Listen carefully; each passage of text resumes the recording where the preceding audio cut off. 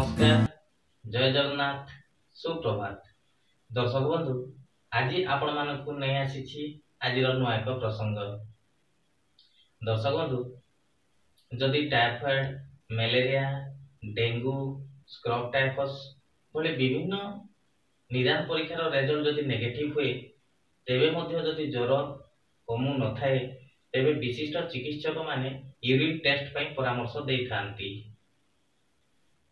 केतेक क्षेत्र में यूरिन टेस्ट कले प्रायतः यूरिन इन्फेक्शन समस्या मध्य देखा दे थाए।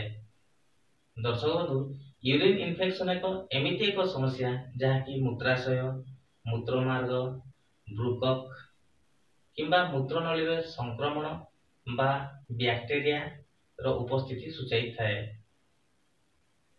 दर्शक बंधु, आज आम जानिबा यूरिन एनालिसिस रो रिपोर्ट को आमे केमिति पढिबा, जानिबा एवं बुझी नेबा।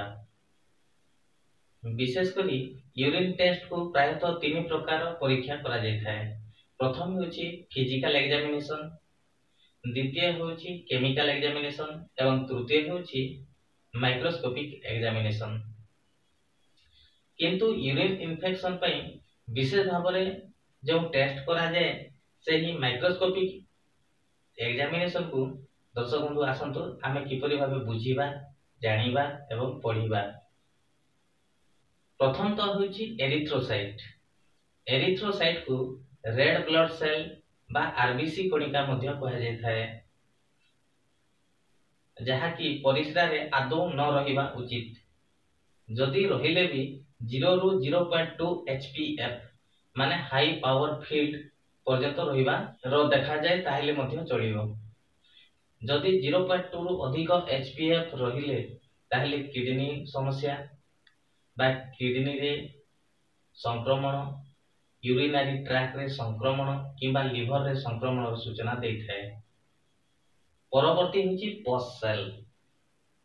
पस सेल होची डब्ल्यूबीसी रो निष्क्रिय कोशिका बा पूज कोशिका, जहा कि आदौ परिस्रा रे न रहिबा उचित।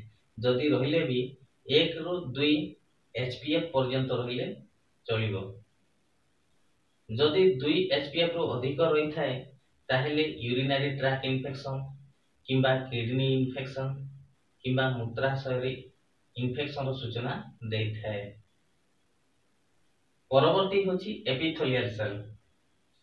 शरीर रे विभिन्न स्थान रे जदि इन्फेक्शन होई थाए ताहेले एपिथेलियल सेल परिस्रा रे देखा देई थाए, जहाँ कि से इन्फेक्शन रो एपिथेलियल सेल गुडी को परिस्रा द्वारा ताहा निर्गत होई थांती। एही एपिथेलियल सेल परिस्रा रे आदौ न रहिबा उचित। जदि एपिथेलियल सेल परिस्रा रे देखा दे ताहले मध्ये यूरिन इन्फेक्शन रो सूचना मिली थाए। तापरे होची कास्ट। यूरिन इन्फेक्शन जगु अति क्षुद्र क्षुद्र कणिका कास्ट परिस्रा रे देखा देई थाए। एहा परिस्रा रे आदौ न रहिबा उचित। तापरे होची क्राइस्टल। क्राइस्टल होची परिस्रा रे देखा जाउथिबा अति क्षुद्र क्षुद्र छोट छोट कणिका। सेही क्षुद्र दानादार बा क्राइस्टल गुडी को जदि परिस्रा रे देखा देई थाए ताहले किडनी स्टोन रो सूचना देई थाए। तापरे होची स्पर्माटोजोआ। परिस्रा रे जदि शुक्राणु रो उपस्थिति देखिबा को मिले ताहले किछि स्पर्म कणिका गुडी को मध्य बा शुक्राणु कीट गुडी को मध्य परिस्रा रे देखिबा को मिली थाए। यह होची स्पर्माटोजोआ। यह आदौ न रहिबा उचित। एवं परवर्ती होची माइक्रो ऑर्गेनिज्म। परिस्रा रे विभिन्न प्रकार बैक्टीरिया बा जीवाणु बा यीस्ट यार उपस्थिति सूचना एही माइक्रो ऑर्गेनिज्म रे जणा पड़ी थाए। सुस्थ परिस्रा रे एही माइक्रो ऑर्गेनिज्म गुडी को आदौ न रहिबा उचित। दर्शक बंधु, आपण माने देखिथिबे यूरिन इन्फेक्शन हेले निश्चित रे शरीर रे ज्वर लागि रही थाए। एनो डाक्टर को परामर्श रे उचित निदान परीक्षा कराई सुस्थ रहिबा उचित। दर्शक बंधु, आज रो वीडियो टी आपण मान को केमिति लागिला निश्चित रे मतामत देबे, सांग साथी को गण रे शेयर करिवे, लाइक करिवा एवं सब्सक्राइब करिवाटा जमारो भूलिबे नै। धन्यवाद।